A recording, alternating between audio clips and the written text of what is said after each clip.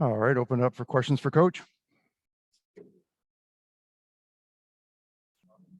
Ime, I know it's not one guy in a game like this, but what leads to a night like this for Jason? And how do you just try to shake him out of a funk when he gets in one this big?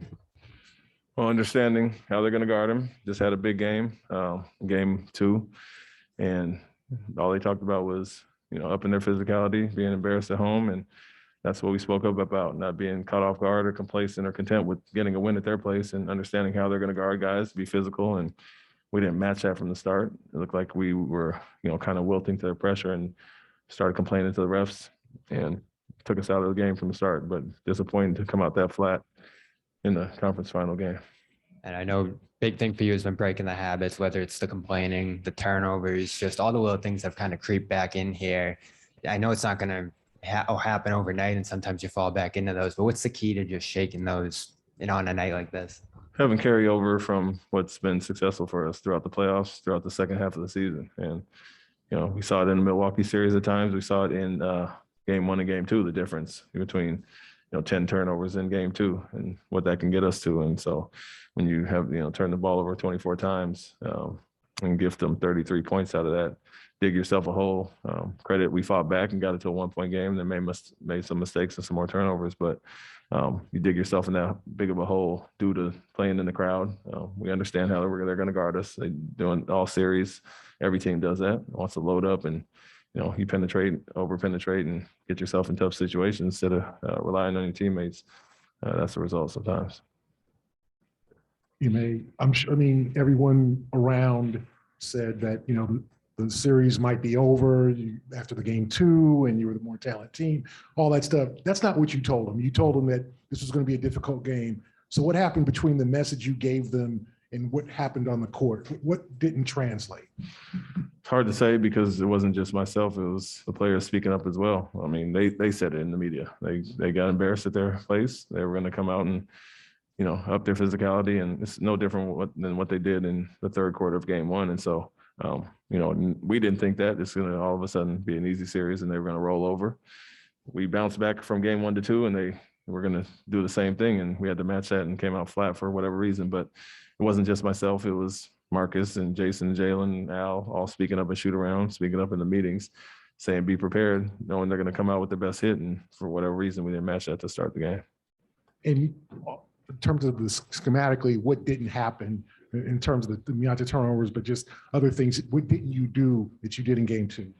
Guarded with some physicality, or they increased theirs. We also talked about Adebayo, been struggling in the series. He's going to come out extra aggressive, put his head down. We didn't match it. We had been playing physical defense initially and kind of limiting him, obviously, but other guys as well. And for the most part, it felt like they were continually driving. We weren't getting rebounds, and so they out-hustled us 50-50 balls. But it was a concerted effort on their part to put their head down and try to be the more physical team, and they were on offense. You made the third quarter in game 1, the first 20 minutes tonight. What would you say is the biggest commonality between why those stretches keep happening? Turnovers that's one part of it. Obviously, we had 8 in that quarter, 8 of 10 at halftime. We said let's clean that up, and we almost got our first half total in that quarter. And then defensively, not matching their physicality on offense. We turn it over. It's obviously tough to get some of those stops. And when we do defend well in the half court, so leaking out, getting some easy baskets, but also just their physicality went up. And obviously they spoke up about being embarrassed and wanted to come out and prove something tonight, and they did. A follow up on Marcus, what he went through, and any comments from him after the game of how he's holding up? No, I don't know anything yet. He obviously came back and played. Looked like he rolled the ankle. Jason got a stinger, but they both were able to continue and finish the game. So I'm assuming they'll be okay.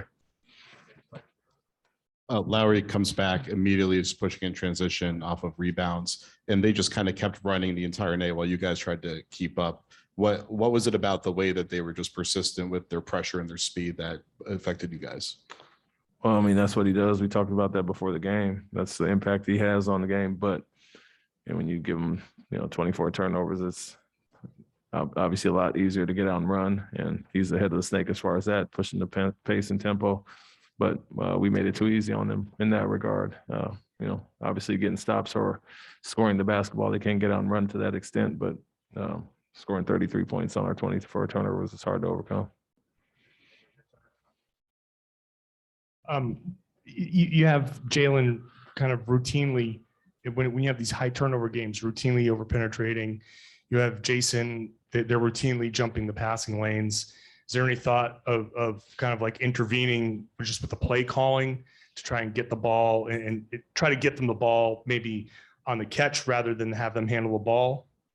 Yeah, we've done both, use them as screeners and handlers. And at times when they load up on them that much, we want to use them as decoys, and they've done a great job throughout the playoffs and most of the second half of the year of understanding and getting guys open looks. And so disappointing at times when we over penetrate when we don't have to. Simple pass, the team loads up, and we've seen it all playoffs and how they can, others can be the recipients off of that. So, we took a step back as far as that, but at the same time, we obviously use them as screeners a lot of times, try to find them in the pocket and get them moving around a little bit differently. And they're still loading up on them. They have to obviously catch it, be tough with it in there, had quite a few turnovers on pocket passes, and then make the play from there. Coach, your guys have responded with a win after every loss in this postseason. Will you use that as some of your messaging going into Game 4?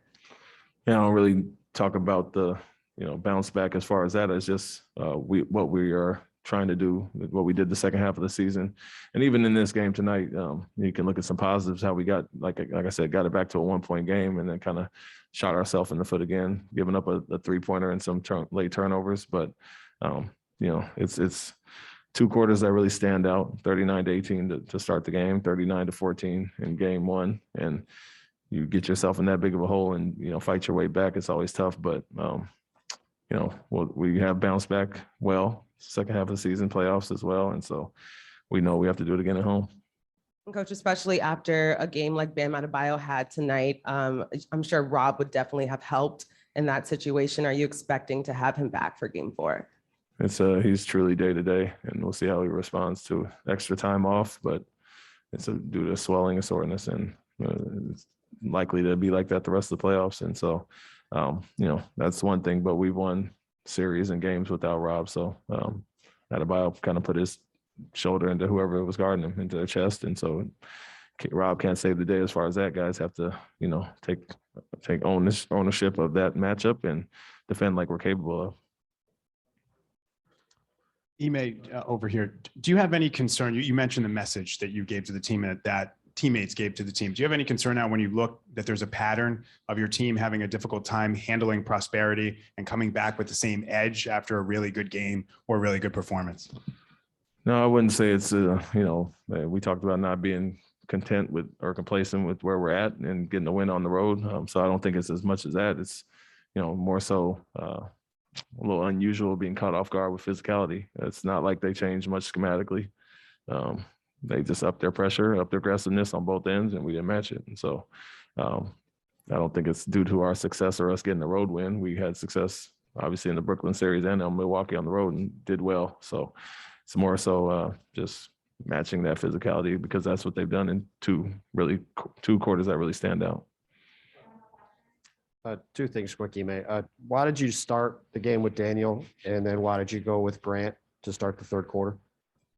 Daniel, we talked about our size and keeping Al and the others in their role with the coverage that we want to, employ to start the game. And that's, keeping Daniel off ball more so and keeping him in Rob's role allows Al to do what he does instead of flipping him and Grant. We liked, obviously, the scoring aspect, and we obviously got off to a poor start. So we flipped that to start the third quarter and paired Daniel with, who was it? Dedmon going forward in the second half. So didn't love the look at the start tonight, and we'll figure out what we're doing if Rob's not available. And you talked all year about physicality being something you want this team to play with. Is it disappointing to you that as you go into the series, knowing how physical Miami plays, that you're not able to match that so far? Yeah, I mean, we have at times, and like I said, 2 quarters really stand out, but obviously we had a 25-point win as well. So we were good in that regard the other night. It's just, that's a big part of who we are. And we've kind of, fallen off as far as that in certain aspects in this series so far, and got to come back and match that. That can't be the reason we lose a series. That's obviously an identity we want to have on our side, and to come out and kind of get bullied around a little bit is disappointing for sure. Thank you.